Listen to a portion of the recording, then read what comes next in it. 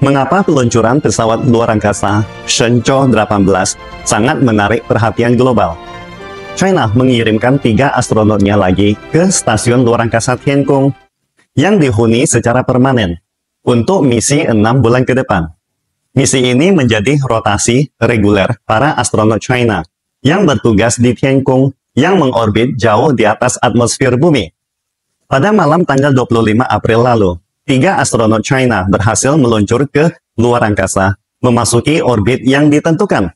Dengan pesawat luar angkasa Shenzhou 18 yang didorong oleh roket Long March 2F yang lepas landas dari pusat peluncuran satelit Jiuquan di China bagian barat laut. Konon kabarnya, ketiga astronot itu semuanya merupakan mantan pilot Angkatan Udara PLA yang sangat senior. Perlu diketahui, stasiun luar angkasa Tiangong yang selesai dibangun pada akhir tahun 2022 mampu menampung maksimal 3 astronot selama berbulan-bulan pada ketinggian orbit hingga 450 km dari atmosfer bumi. Space Station Tiangong memiliki umur operasional setidaknya hingga 15 tahun nantinya. Badan Antariksa China telah meluncurkan 2 misi berawak ke Tiangong setiap tahunnya. Sejak tahun 2021, ketika pembangunan pos terdepan pada stasiun luar angkasa itu dimulai. Misi terbaru dengan Shenzhou 18 ini menjadi misi berawak ke-7. Seperti halnya rencana China National Space Administration, setiap misi peluncuran akan melibatkan masa tinggal selama 6 bulan, disertai misi melakukan spacewalk dan eksperimen ilmiah untuk persiapan pembangunan pangkalan di bulan dan planet Mars nantinya. Space Station Tiangong telah menjadi lambang kepercayaan diri China dalam petualangan luar angkasanya.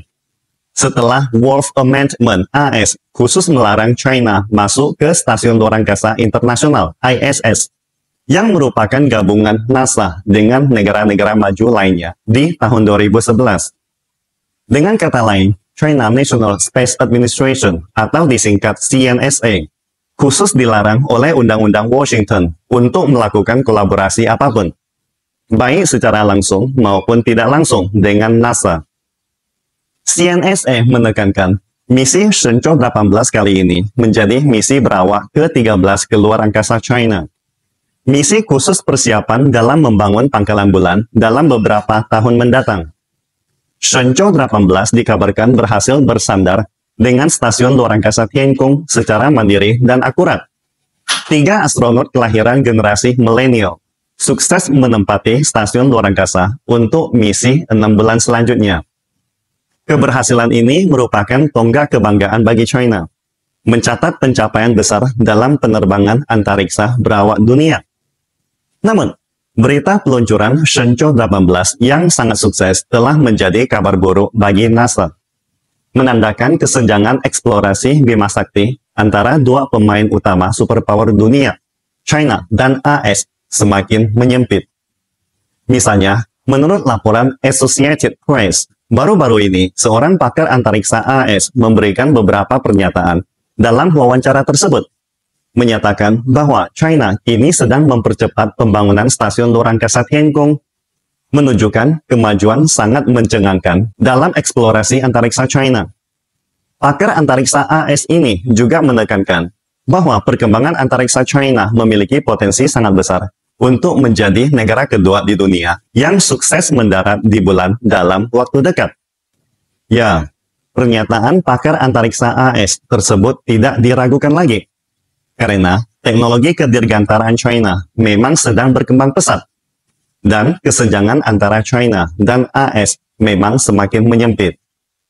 Fakta menunjukkan, China bahkan telah unggul dan menyalip NASA dalam beberapa teknologi dibandingkan AS. Contohnya, AS hari ini harus meminta berkolaborasi dengan China untuk mendapatkan sampel tanah bulan.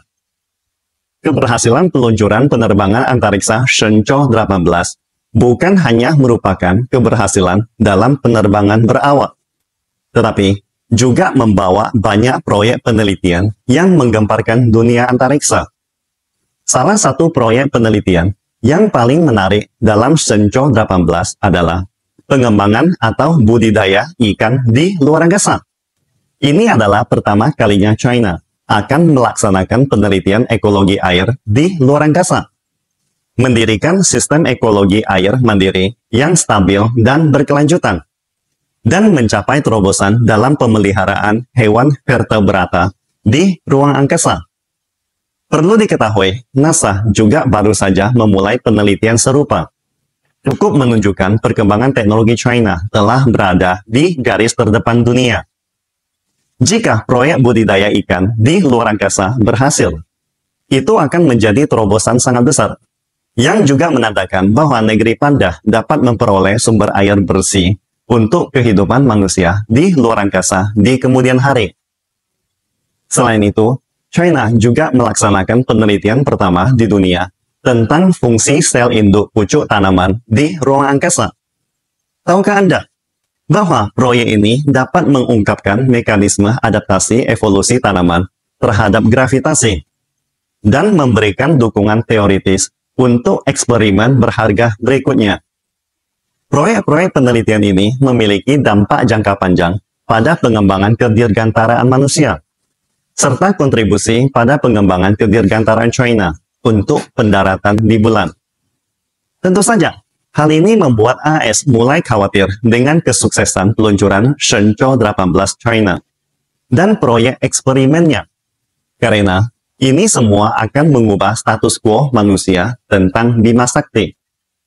Saat ini, AS sedang melakukan berbagai upaya mencegah dan menghentikan perkembangan China secara menyeluruh, termasuk di bidang kedirgantaraan ini. Itulah mengapa peluncuran Shenzhou 18 China langsung mengubah cara AS menekan China di bidang kedirgantaraan.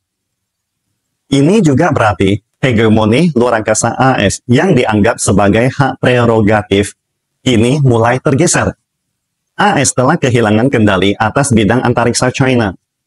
Keberhasilan peluncuran Shenzhou 18 tidak hanya perlu diperhatikan dari segi teknologi, tetapi juga dari aspek misi antariksa berawak ini. Artinya, Shenzhou 18 yang berhasil membawa 3 astronot ini, usianya juga lebih muda, berbakat dengan pengetahuan dan wawasan yang sangat luas.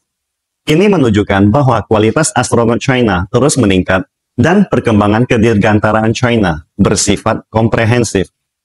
Kesimpulannya, Beijing memberikan kemampuan cadangan teknologi, dan akumulasi pengalaman untuk rencana pendaratan di bulan China di masa depan.